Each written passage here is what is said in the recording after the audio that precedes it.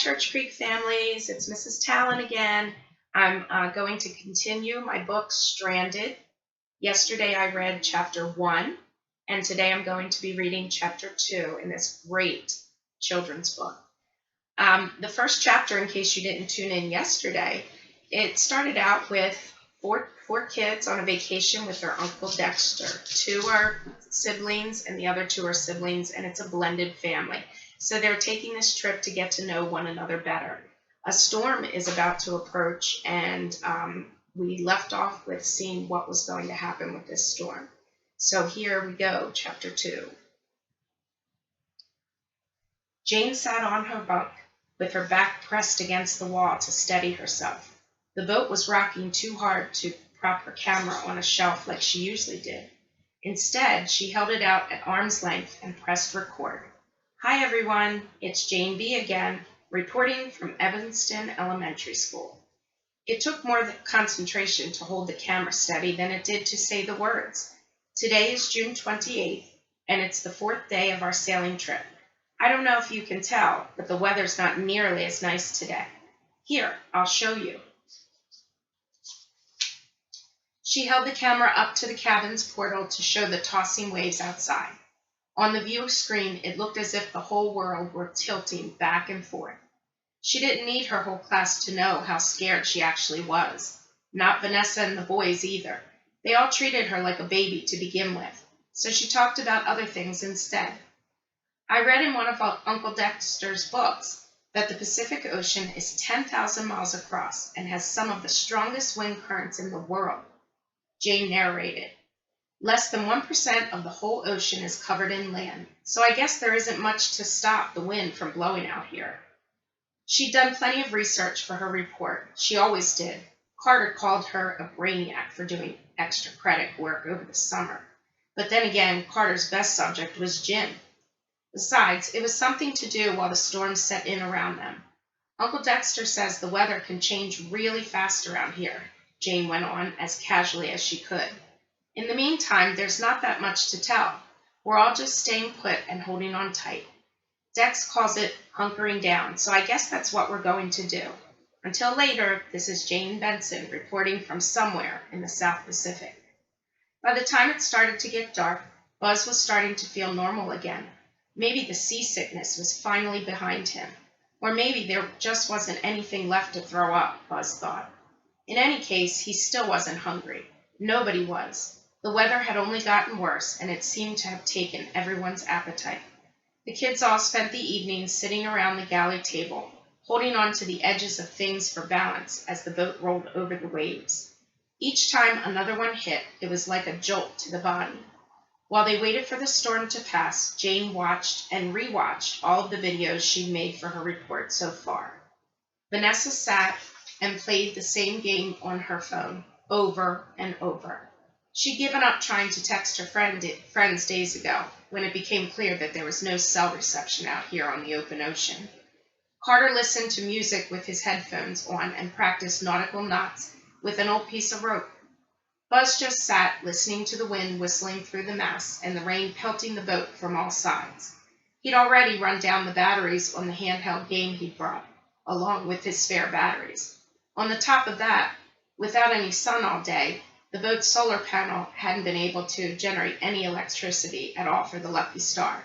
The only other source of power was the boat's engine, but Dexter wasn't keen to use that in the storm. Dexter had told everyone to conserve electricity until further notice. That meant no laptop, no DVDs, and as few lights as possible below decks.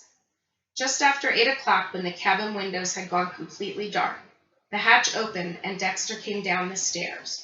All week long, he'd been upbeat and smiley, like some kind of friendly giant who laughed at just about anything.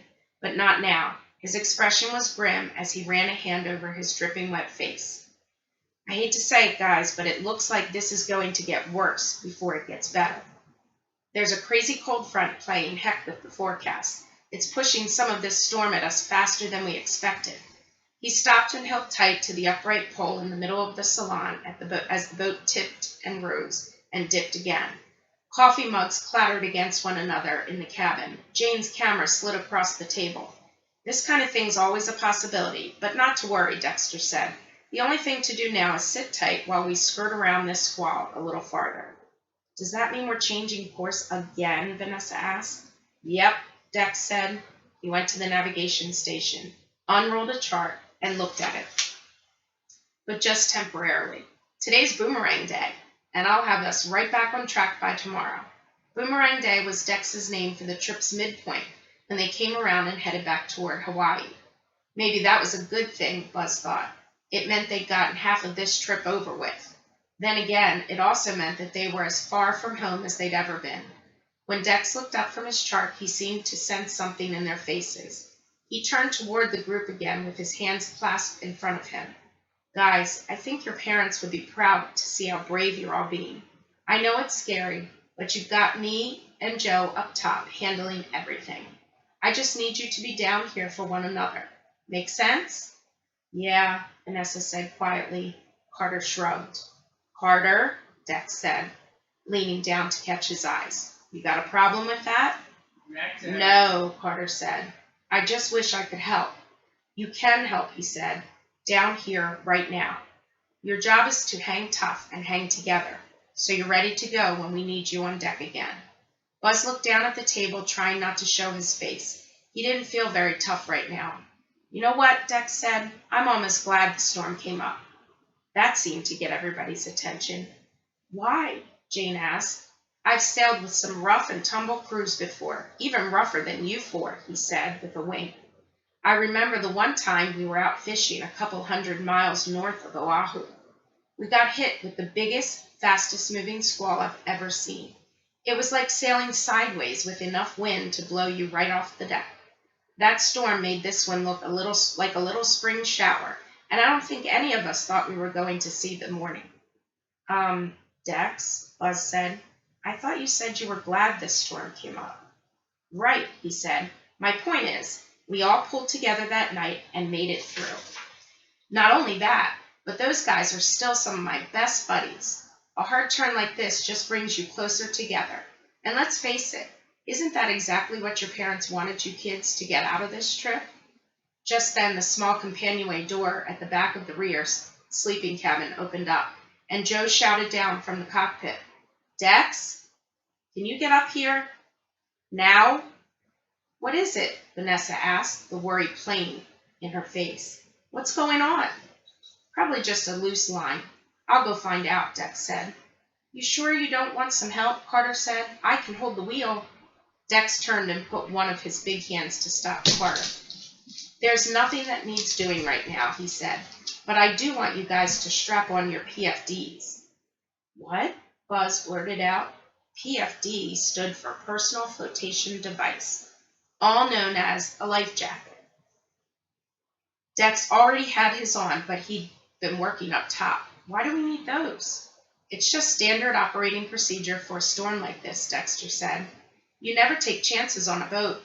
He pulled the four vests off the hooks where they hung by the stairs and dropped them on the galley table. Then he stopped, just long enough to show his old familiar smile. There's nothing to worry about, guys. Buzz glanced around at the others to see if anyone was buying it. From the somber expressions all around, it didn't seem like anyone was. But Dex had already gone back up top and closed the hatch behind him. Watch out, Vanessa scooted Buzz out of the way as she got up from the table. What are you doing? He asked. I'm calling Dad. She stepped over to the navigation station and pulled the black plastic satellite phone out of the wall. They'd all been shown where it was and how to use it. But we're only supposed to use that for emergencies, Jane said. Just then another powerful gust of wind screeched from the outside, tossing the boat into a hard tilt. Vanessa barely caught herself on the countertop to keep from stumbling, while the others struggled to put on their life jackets.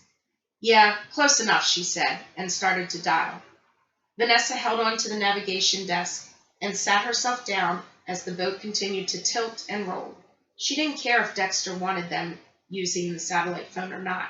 Maybe he'd been through worse, but she sure never had. The phone wasn't complicated either. They'd been shown all of the emergency equipment on the first day. when Dex and Joe had taken them through hours of boat school before they set sail. Vanessa hadn't paid attention to all of it, but this was something she remembered. She dialed 001 and then her father's cell number. As soon as it started to ring on the other end, she felt tears begin to sting the corners of her eyes. "Hello?" Her father's voice came suddenly in her ear. "Dad?" Vanessa shouted. "Dad!" "Vanessa, what's going on?" Eric Diaz asked. "I can barely hear you." "We're in a storm, Daddy. It's bad, like really bad." Jane was there suddenly, reaching for the phone. "Can I talk to Mom? Please? Pretty please?" Then Carter was there, too. Only Buzz stayed where he was, but he watched just as intently as the other two. "Where's Dex?" her father asked. "He and Joe are up top," Vanessa told him. "Everyone's okay. I just wanted to hear your voice." "Listen, sweetie, you're going to be fine. Dex and Joe know what they're doing. Just try to hold on and be brave, okay?"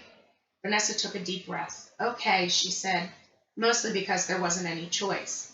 "Is Beth there, Dad? Jane wants to talk to her." "All right, hang on a second. I'll get her." But before Vanessa could even hand over the phone, an enormous scraping sound screeched up from under the boat. Everything seemed to stop short with a sudden, violent jerk, as if someone had jammed on the brakes. Vanessa felt herself thrown toward the back of the boat. The others tumbled around, too, and the phone flew out of her hand. A cascade of books, dishes, storage baskets, and swiftly unrolling charts came down on top of her where she landed hard against the aft cabin door. "What just happened?" Carter shouted. "Did we hit some rocks?" Buzz asked. "Dad!" Vanessa shouted. "Dad? Can you hear me?" She started scrambling through the pile of debris on the floor, but she couldn't find the phone anywhere. Instead, her hand landed in cold water. It was soaking the carpet, Vanessa realized. When she looked to her right, she saw it was also pouring in from under the small engine compartment door. At the same moment, Joe came barreling down the galley steps. "Joe, what's going on?" Vanessa said. He clambered over the mess as if none of them were even there, and fell onto the wooden stool bolted in front of the navigation station. "What are you doing?" Vanessa asked. "Joe, where's Dex?" "There's water coming in." But Joe wasn't listening. He was holding the sideband radio transmitter with one hand and adjusting the dial on the console with the other. "SOS! SOS! This is the Lucky Star," Joe said into the handset. "SOS! SOS! This is the Lucky Star. Do you copy?" Whatever was said next, Vanessa didn't hear. It was swallowed up by a brilliant flash of lightning and a crash of thunder, too overwhelming to be anywhere but right on top of them. In the next moment, the entire cabin was thrown into darkness. And that is Chapter 2. Tune in tomorrow for Chapter 3 to find out what happens next in Stranded. Bye, Church Creek.